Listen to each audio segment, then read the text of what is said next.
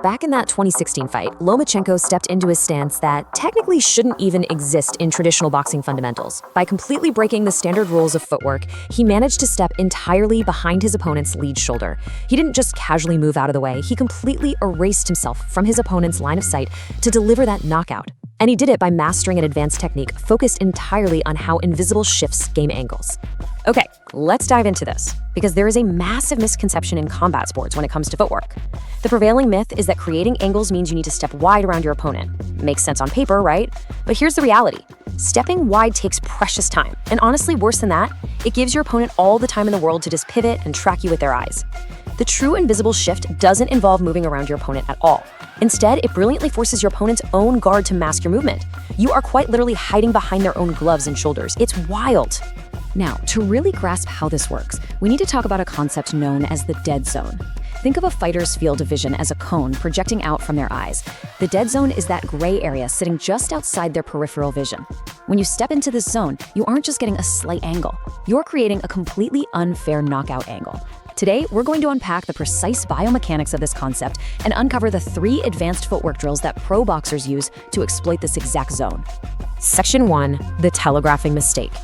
You might be wondering, if this technique is so insanely effective, why is it so incredibly difficult to actually execute in live sparring? Well, it comes down to this massive number right here, 90%. 90% of shift attempts in sparring fail. They just completely fall apart. And the reason they fail is that fighters practically announce their intentions with a megaphone right before they move. They telegraph their movement so loudly that the opponent has ample time to adjust, pivot, and fire back a counter. Let's break down exactly what that telegraphing looks like by looking at these bad shift mechanics. When a fighter tries to change stances and get an angle, their gut instinct is often to hop across the canvas. But when they hop, they lift their center of gravity. For a split second, their feet actually leave the floor. And because they're momentarily airborne, they lose absolutely all grounded balance. Crucially, there is a dramatic change in their head level. A head bobbing up and down is an alarm bell for any trained fighter. You can spot it from a mile away. And this brilliantly illustrates the exact difference between failure and success. On one side, we have that bad shift, hopping up and lifting that center of gravity. But on the other side, we have the good shift, which relies entirely on gliding your feet and, this is absolutely the most important part, keeping a completely frozen hip height. Seriously, if you were to draw a horizontal grid line across a pro fighter's hips during an invisible shift, that line would remain perfectly flat. No bouncing, no hopping, just smooth movement. So what's the secret to keeping those hips perfectly frozen? It's actually fascinating. You do not move your feet and then shift your weight. That's totally backward. You have to transfer your center of mass first. And you do this under the cover of a punch. By shifting your body weight while your arm is extending, you allow your feet to become super light, which lets them just glide smoothly beneath you without your head or your hips ever popping upward. Moving on to Section 2, Drill 1, the Diagonal Pendulum. Here is the step-by-step breakdown. First, you throw a long lead jab. Now, as your fist extends out to their face, do not pull it straight back.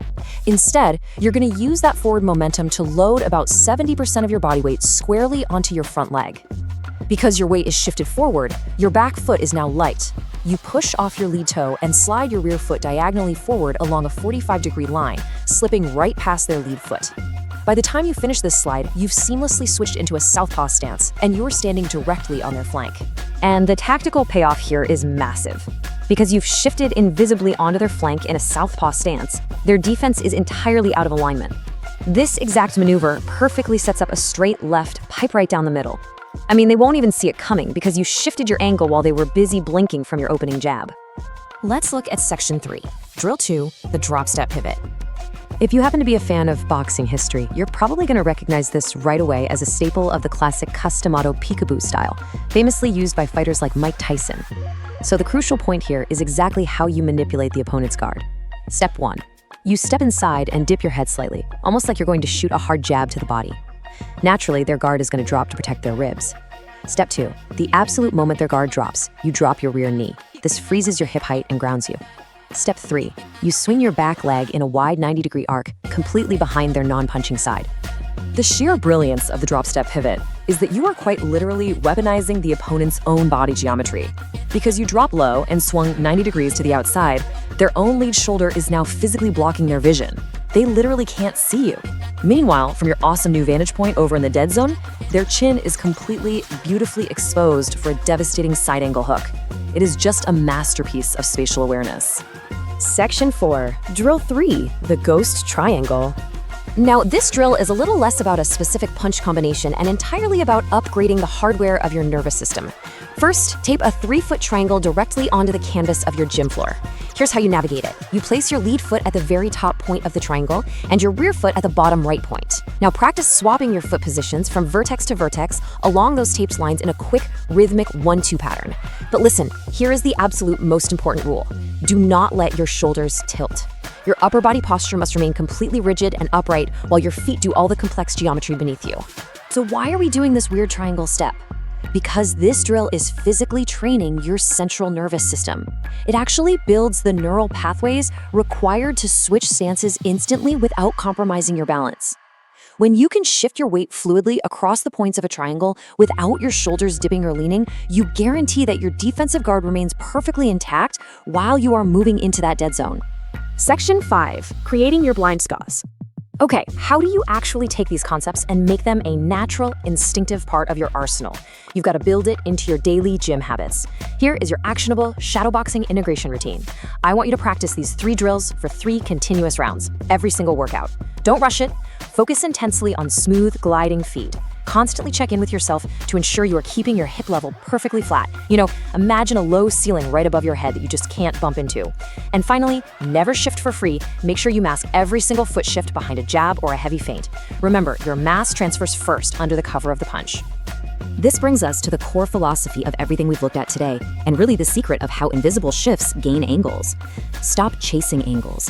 When you just try to step wide and chase an angle, the opponent just turns and looks at you.